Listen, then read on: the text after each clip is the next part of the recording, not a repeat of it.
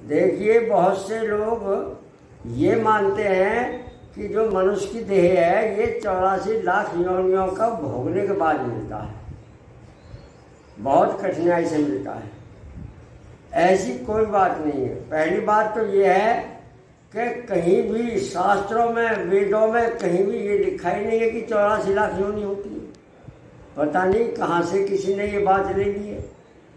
ये कितने तरह के तो मतलब कीड़े हैं, उनकी गिनती नहीं है, मकड़ियों की गिनती नहीं है, मछलियों की गिनती नहीं है। और संसार में इतने मतलब ये रोग फैले हैं, उनमें कितने कीटाणु घूम रहे हैं और कितने ही तो जीवाणु ऐसे होते हैं जो बहुत सूक्ष्म। अभी तो जीवों के बारे में ये भी ज्ञान नहीं है कि जीव कितना सूक्ष्म होता है, जिसको न अग्नि जला पाती है न इसे पानी गला पाता है। ये मतलब नष्ट नहीं होता, कितना सूक्ष्म है वो। शास्त्रों में ये बताया है कि एक बाल की जो नोक है उसके हम 100 टुकड़े करें और उसमें से फिर हम एक टुकड़ा लें, फिर उसके 100 टुकड़े करें। उससे भी सूक्ष्म है जीव। जीव से ज़्यादा सूक्ष्म परमात्मा है। वो जीव में भी व्यापक है और जीव से स्थूल प्रकृति है। प्रकृति के जो परमाणु होते हैं, तो 84 लाख योनियां हम क्यों भोगेंगे जब हमारे कर्म अच्छे हैं। ये कोई बात नहीं है। मनुष्य जो है वो अच्छे कर्म करेगा तो उसे आगे अच्छा ही फल मिलेगा। यही ईश्वर का न्याय है। ऐसा नहीं हो सकता कि एक ने बहुत दुष्ट कर्म किए हों जीवन भर और एक ने बहुत श्रेष्ठ कर्म किए हों और दोनों को योनि बदल दी। ऐसा नहीं हो सकता। 84 लाख योनि की कोई बात ही नहीं।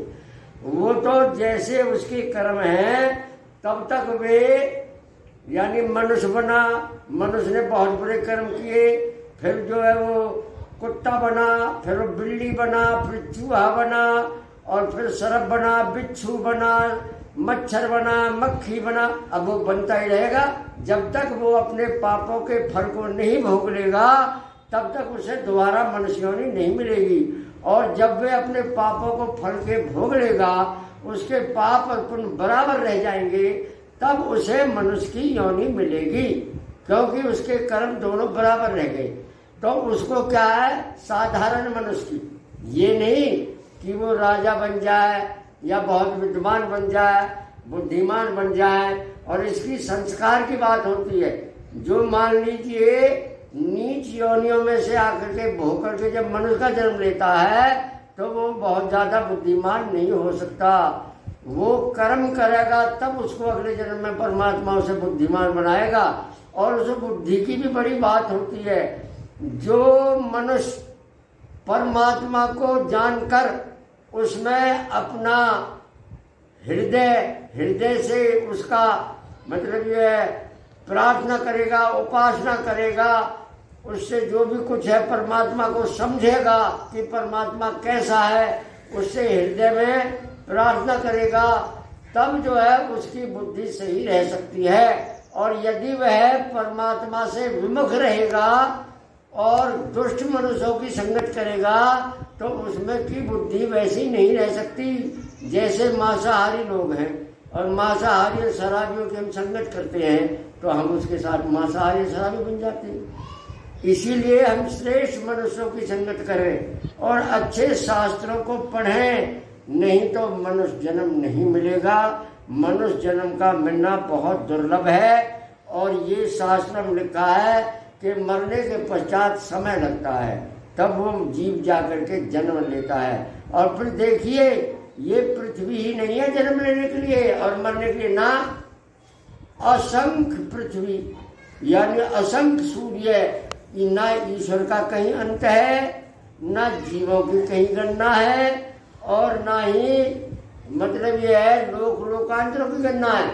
यहाँ जो मृत्यु को प्राप्त होने के पश्चात परमात्मा उसे कहाँ जन्म देगा ये तो ईश्वर ही जानता है। जैसे उसके कर्म होते हैं उसको वैसा ही परमात्मा वहीं जन्म देता है, वैसा ही उसे परिवार मिलेगा, वैसा ही उसे पड़ोस मिलेगा, वैसा ही उसे साधन मिलेंगे।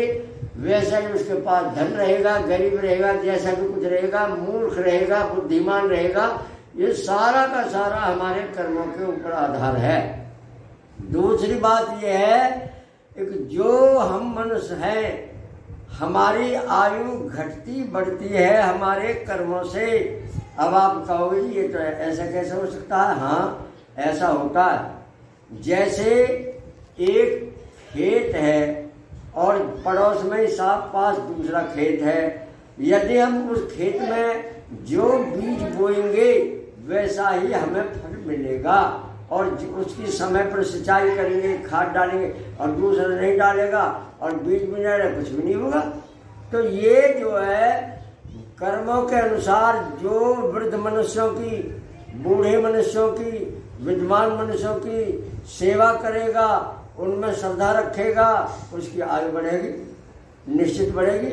तभी तो यह आशीर्वाद चलाया है कि देखो, जो अपने संतान को या दूसरों को, गरीब जो लोग जिसको कोसते हैं, आक्रोश जिनके अंदर होता है, निर्दोषों को जब हम सताते हैं तो वो हमें बद्दुआ देता है, उसका प्रभाव पड़ता है।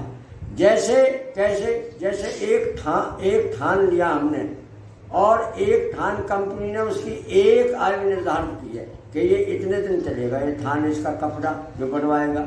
लेकिन जो व्यक्ति कपड़े को मतलब सुरक्षित रखेगा, उसका ध्यान रखेगा, उसे मतलब यह अच्छी जगह सुखाएगा और ध्यानपूर्वक उसकी मतलब देख रेख करेगा, तो वो ज़्यादा दिन चला सकता है उसी कपड़े को। दूसरा उसे जल्दी भी फाड़ सकता है, वो बाहर पर सुखावेगा, यूँ ही उसे उसकी कीमत नहीं समझेगा और उसका कोई ध्यान नहीं करेगा, वो कपड़ा। ऐसी हमारे शरीर की बात होती है।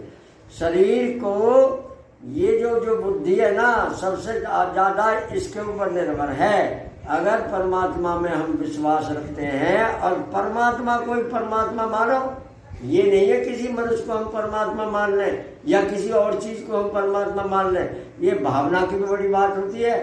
भावना की बात मैं आगे चल के बताऊंगा। भावना किस में करनी चाहिए, जैसी में वैसी का नाम भावना है।